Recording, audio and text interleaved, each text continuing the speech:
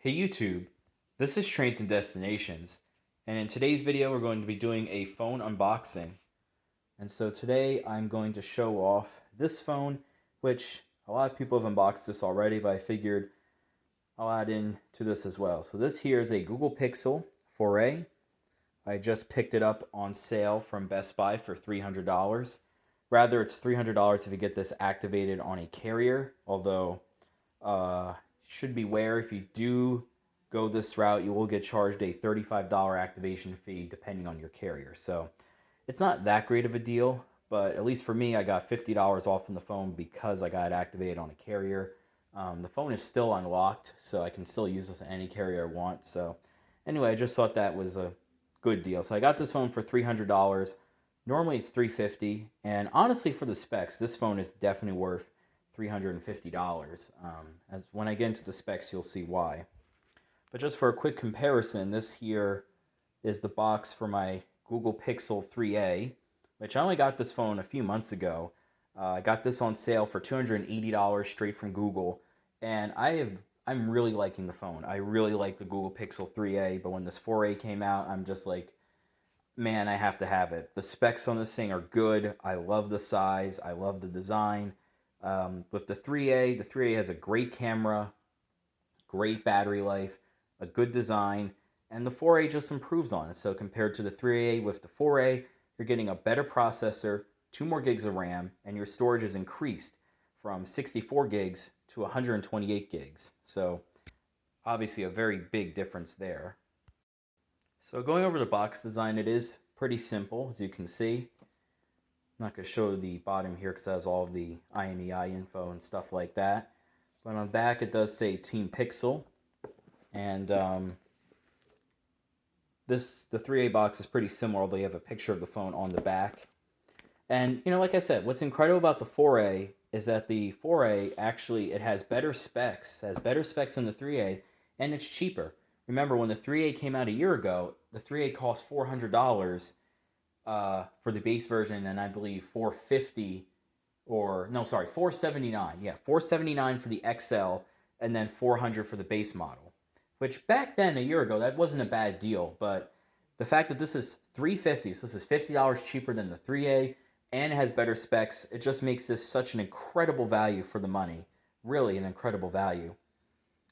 So let's go ahead with the unboxing. So what I do like is the fact that the box is a pretty nice box. Again, so you got these little tear strips here, so that's very nice. I like that. But what I like about this unboxing experience is that, again, even though this is only a $350 phone, you're still getting the same sort of experience that you would get from a flagship phone, as far as I can tell. A lot of discount phones come in cheap packaging. I mean, for example, my Moto G7 Play came in this big thing, which is literally a retail package. You can see the little thing there that goes on the hook. But yeah, the G7 Play comes in this retail package, whereas with the 4A, you get a legitimate box for it. So let's go ahead and that is so satisfying. And there we are greeted by the phone. And what I do find it's very interesting is the fact that, again, the 3A box is so big. And I actually have my 3A here. So we'll put the 3A right there.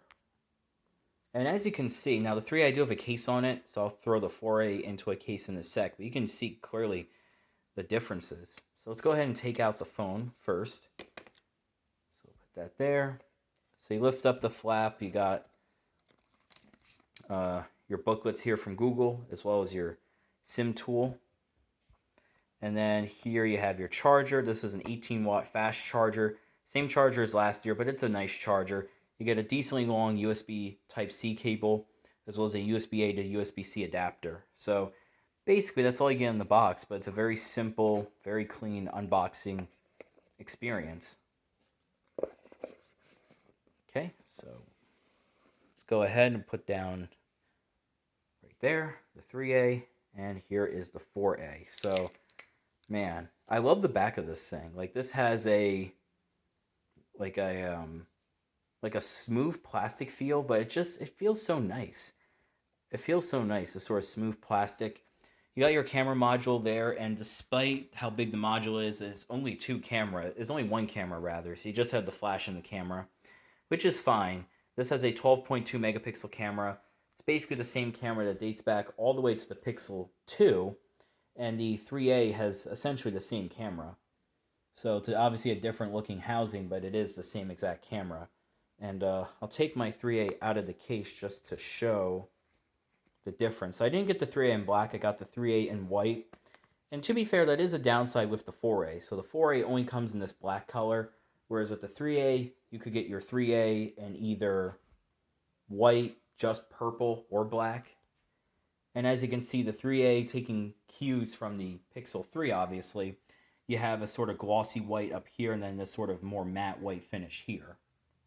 Along with your orange power button on this, you get a green power button.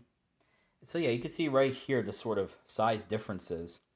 And what's pretty incredible is that despite the 4A being smaller, it actually has a larger screen. So as I go ahead and with the peel here, so nice. And that's it, that's all there is to the peel. Now the reason why it has a bigger screen, even though it's a smaller body, is because of those bezels. So the Pixel 3A has a decent sized top bezel there and a bottom bezel, but as you can see, the 4A has a much smaller bottom bezel, very small top bezel, and it also has the hole punch cutout design. Now, I'm not a super fan of the hole punch cutout, but I guess, at this point, I don't mind having a notch, and so I don't mind having a hole punch either. It's not bad. It's not bad. Now, in terms of the heft, this is a very lightweight phone. This is one of the reasons I bought it. As you can see, I have small hands.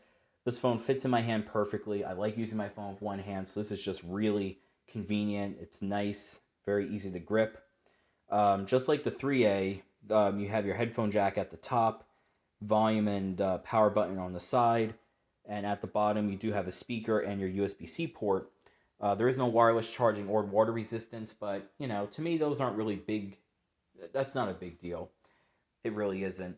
One upgrade though is the glass. So the Pixel 4A does have Gorilla Glass 3, whereas the 3A had cheaper Dragon Tail glass, which from what I've heard, Dragon Tail glass does scratch more easily because it is a lower quality glass.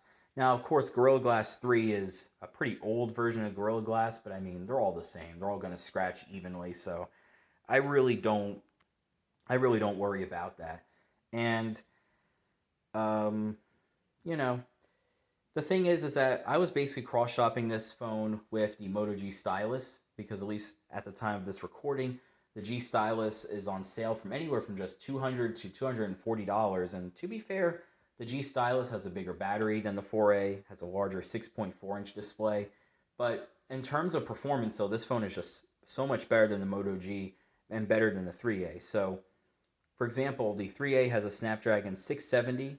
This has a 730G. So we're increasing from a Snapdragon 600 series to 700 series processor. So this obviously is going to be better for gaming. I've recently got into Call of Duty Mobile, for example, which it runs fine on the 3A, but I have to turn down the settings. I have to play the game on medium graphics, and I have to limit the frame rate to very high. And I'm hoping with this phone I'll be able to play the game at better settings. And obviously, I'm not going to be able to play at max settings, but I should get an overall better gaming experience. The RAM is also a pretty big upgrade. So this phone has 4 gigs of RAM. This one has 6 gigs of RAM. So we're getting to essentially near flagship territory with the amount of RAM this phone has. And like I said, 128 gigs of storage, whereas this one had 64 gigs of storage. So, and just in terms of the specs, it's really nice. And in terms of the feel, it's really nice. I mean, this is the sort of phone that really makes me question, like why buy a $700 flagship? I mean, honestly, like the Google Pixel 5 that just came out, that's $700. But to me, is the Pixel 5 double the phone of the 4A? No, it's not. And so I think even if you have the money to get a Pixel 5, I would get a Pixel 4A. Like, because, it's just an incredible value for the money. It really is, I gotta say. And so, yeah, without further ado, I guess we'll go ahead and we'll turn it on.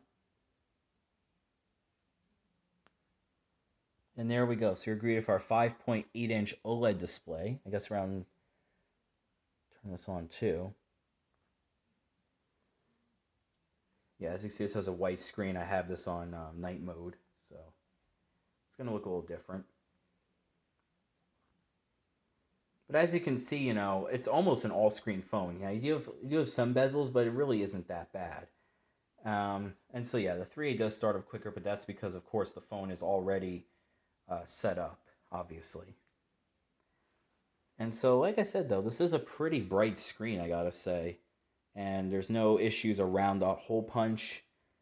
It's an OLED screen. It's not the best OLED in the world. It's only 1080p, 60 hertz. But again, for a $350 phone, the fact that you even have an OLED, especially a 1080p OLED, is really, really nice. And there we go. We're all set up. Phone looks perfectly good. And I think that will wrap it up. So overall, thank you for watching my video on the unboxing of the 4A.